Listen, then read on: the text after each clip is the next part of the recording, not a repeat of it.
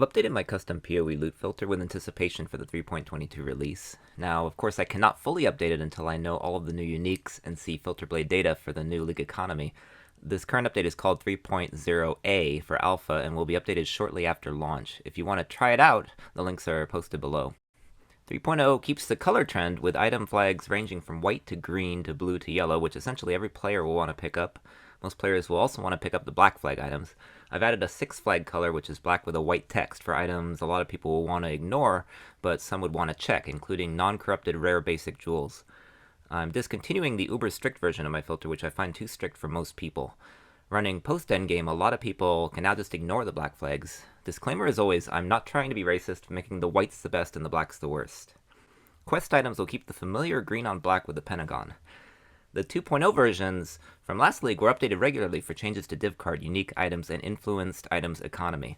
3.0 will expand on cluster jewels, you will see. This eye level 84 plus 8 node blue flag is unchanged, but more clusters will show generally, which will especially have value in early league. For example, in the past, only these 12 node tags showed, given their higher value, but now other 12 nodes, such as fire damage, will also show. You may notice some overlap if you browse the filter details for your own customizing, like you can see minion damage here, which has a lower flag color, but that's because Filter Blade itself always updates and moves tags around on its own.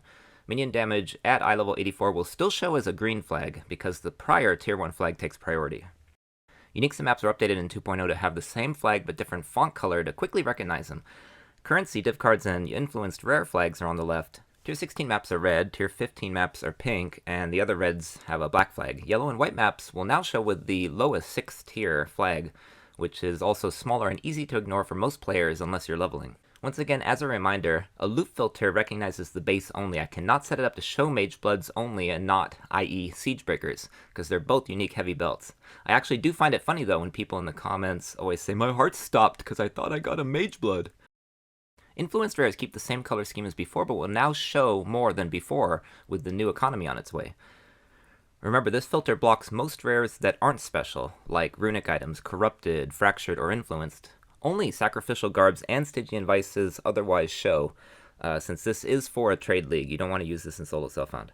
Last thing I've done is activate this flag color system for running through campaign. Previously, the filter was not recommended prior to tier 16 maps, but if you like the flag system or are used to it, like myself, it can now be used so you don't miss stuff to throw on your body in Act 1 to 3, for example. Keep in mind, though, this might be risky. I'm kind of experimenting with it still. And so if you don't like it, if you find it's blocking too much, just go ahead and go back to your normal loot filter for campaign.